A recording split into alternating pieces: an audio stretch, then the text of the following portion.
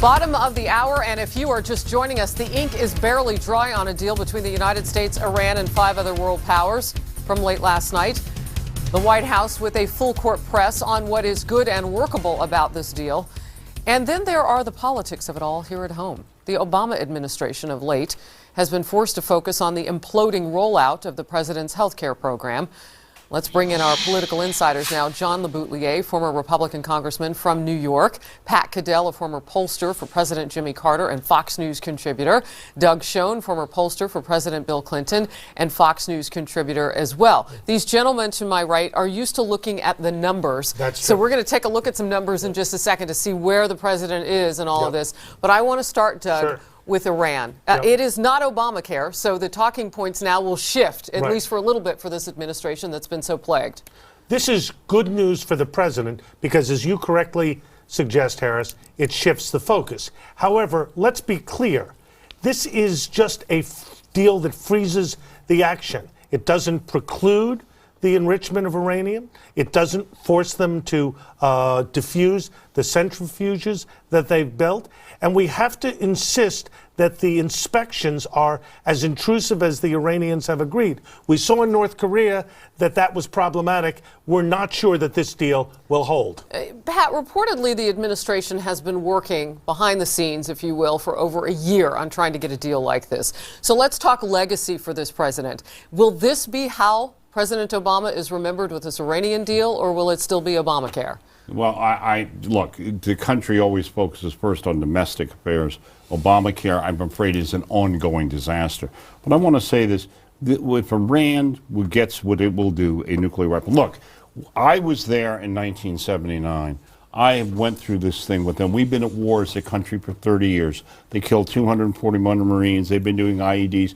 The only time they've stopped is when we were on the border of Iran after we conquered Iraq, and they were terrified for 2 years. Let me tell you something. Anybody believes this deal is going to produce, if it produces them a non-nuclear Iran, that'll be great. If it doesn't, and Israel has to go to war or whatever, it's going to be a disaster. It's going to be the question, who lost the Middle East? John, let's talk about Israel and all of this. We're getting some readout on what Benjamin Netanyahu, Prime Minister of Israel, and the president talked about during that phone call today. The president trying to reassure him that they're all on the same page. Your thoughts? Well, they're not on the same page. And I think what is really hurting Israel and going to hurt this deal is the secret nature of these talks that Kerry's people and the Iranians had without our partners even knowing about it. Our negotiating partners, England, Germany, France, Russia, China, have just found out in the last 2 weeks. So why are they there at the news conference and at the side of John Kerry? America's the big dog in these things, so they all end up following us, but they don't like it. Obviously, Israel's not a part of it. They don't like it. I'll tell you what I'm worried about. Secret side deals that Kerry may make to grease this deal between us and the Iranians. Like what? Doug, like what? Like to relax the inspections, to provide a level of economic insistence, to relax the sanctions even further than they should have. Yes, money, Pat's right. Money in the banks. I'm glad Pat brought this up. So, Pat, the president of Iran comes out and basically calls everybody else a liar. He says what's in this deal is all of the sanctions have been wiped away.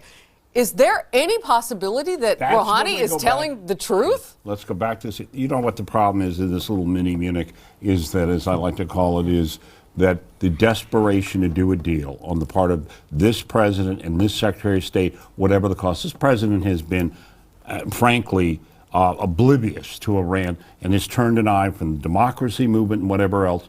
He keeps thinking he can do these things with anybody. And I think they want a deal at all costs, and God knows what they really promised. And Harris, if we relax sanctions and their economy regenerates, which is what they're wanting, that means more money for that same regime that funds Hezbollah and Hamas and did the IEDs and is an enemy of the United States and Israel, right? So now they're a richer government, a richer military, are they going to go and finance more terrorism against us? Or will they just simply, because they haven't been told to give up the uranium that they've already enriched, which means they can just turn the switch right back on. That's exactly the point. They can turn the switch back on. There are some reports that the uranium that they've already enriched to 20% and they're going to degrade, that they'll be able to reconstitute it. Harris, we don't know that this deal is anything but a way station, a convenient way station for both sides. It makes me very nervous. And I do want to say this, Pat, because I said this coming into the segment that the ink is drying. That's just kind of a way that we talk about things still in motion here. This is still being talked about. This deal is still in motion. That's what you gentlemen are talking about. So, Pat, you're talking about side deals. Can anybody talk Secretary Kerry out of that? No, I think the desperation to do a deal is so great, and I think their instincts are so bad that they can't. But here's the problem with the politics of it. The Democrats are already getting wiped out on Obamacare and frightened. What is going to happen to those Democrats up if the Jewish community and the supporters of Israel really turn on the switch in terms of this and put pressure on them over Iran? Because in a few months, they may have a nuclear weapon. And let me just say this. John Kerry scares me. I don't trust him. I've dealt with him on an exact situation similar to this 20 years ago, where he was negotiating with the Vietnamese about the POW issue. And he did secret deals with Vietnam and undercut the POW lobby in the United States. And if he did it, if that's his MO then, it could be his MO today. All right. I want us, because we're talking about him, Secretary John Kerry today was trying to reassure Israel that they are safer now because of this deal. Let's watch that and then we'll talk more. We will now be able to have greater inspection, greater knowledge, greater restraint, and that will expand the amount of time it would take for them to break out and create a nuclear weapon. That makes Israel safer. That makes the region safer.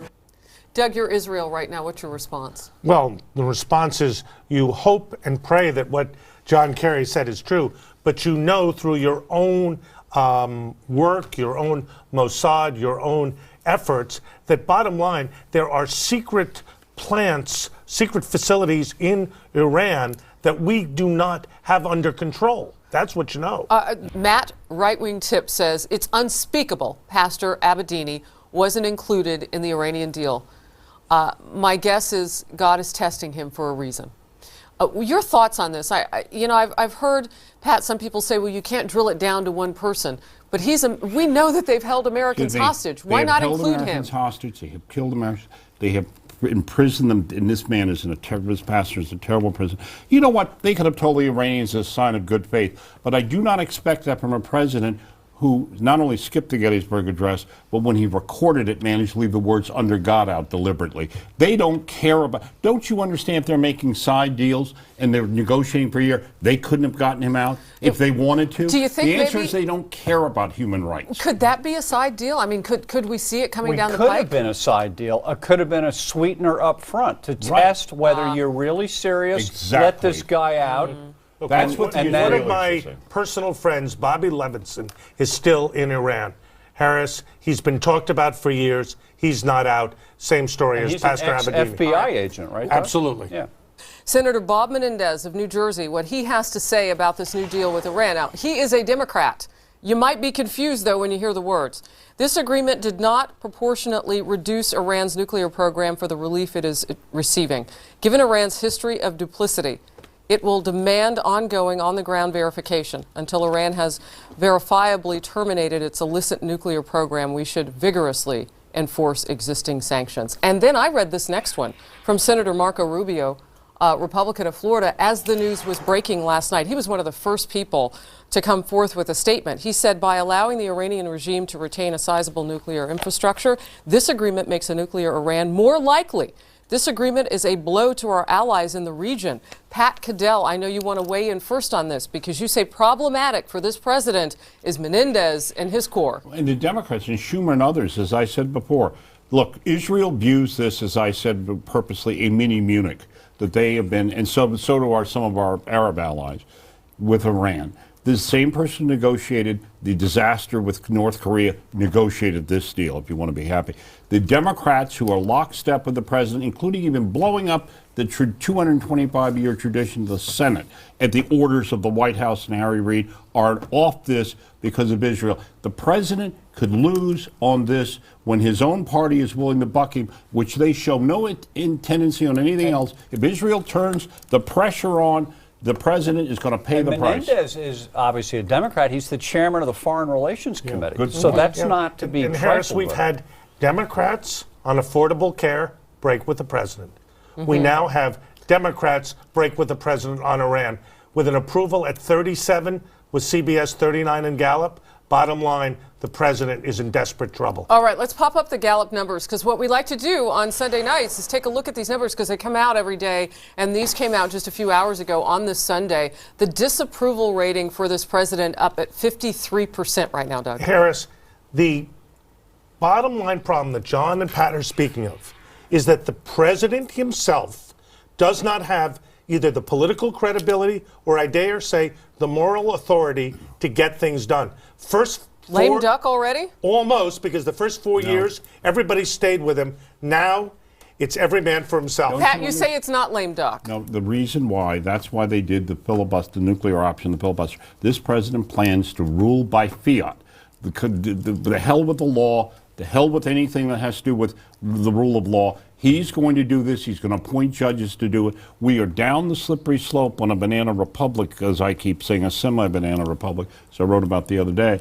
The problem with the president is the Democratic defections on Obamacare. His numbers are going to continue to get worse because it's Democrats who've lost 26 points of support The for Obamacare. Republicans haven't stood up against him on, they've done it a little bit on this Iranian deal, but on the filibuster thing, which is a big deal of the history of the Senate. Yeah, let's catch everybody up. Okay, so this week what happened was Senate Majority Leader Harry Reid said, you know, we don't need 60 votes now in the Senate to get something done. We can do it with 51, and that is on nominations, but we could see this on legislation, too, on down the road, which would mean we're working our way to a simple majority, which means if you hold the party, then you can pass anything you want. And this is, the Senate has been called the greatest deliberative body in the the world. Saucer, Yeah, and by doing this, they've taken this unique nature of the U.S. Senate, which the world has admired, the way we protect the minority in the Senate, the minority opinions. And keep it bipartisan. Right.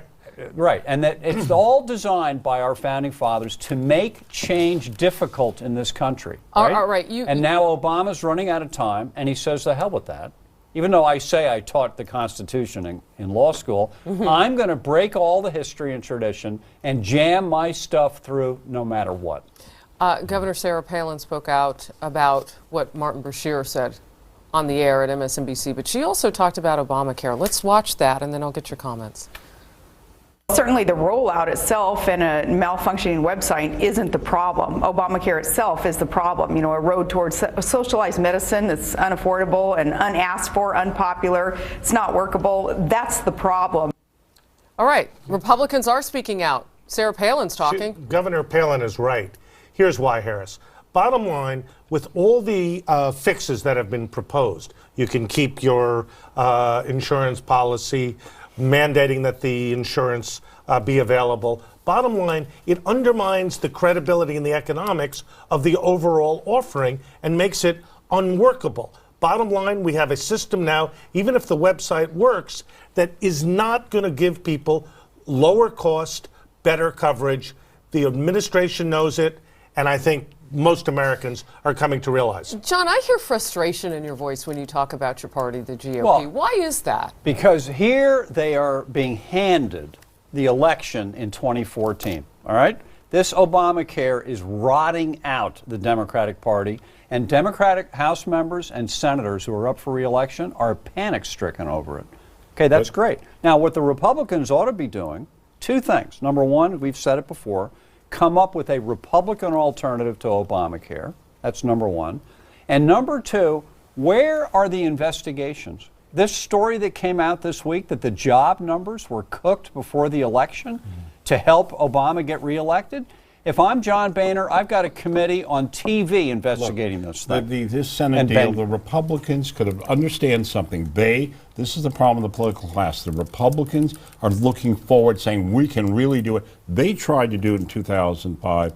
They could have blown the Senate up. They could have brought the Senate to a halt had they wanted to, and they chose not to because they actually wanted it to. Right. That's why, in the end of all this, with Obamacare, with all of this sort of rule without law, that's why there's going to be an alternative to the political class parties. These Republicans are hypocrites of Very the first interesting. order. We had a guy I'll get be curious elected to see what that party looks like, Pat. We had a guy get elected last week to In the U.S. in House in Louisiana. Louisiana who ran against the system, Mr. Yes. McAllister. He Said he'd ran never the- been to Washington. That was his credential. People love that about him. Exactly. In All an right. special You election guys have round. to let me love on you and brag about you a little bit. Okay. Okay, so let me do that. Please. If you want to continue the conversation with the political insiders, here's what you have to do. You have to go to our website every Monday at 10:30 a.m. Eastern at live.foxnews.com. There they are in their cute picture.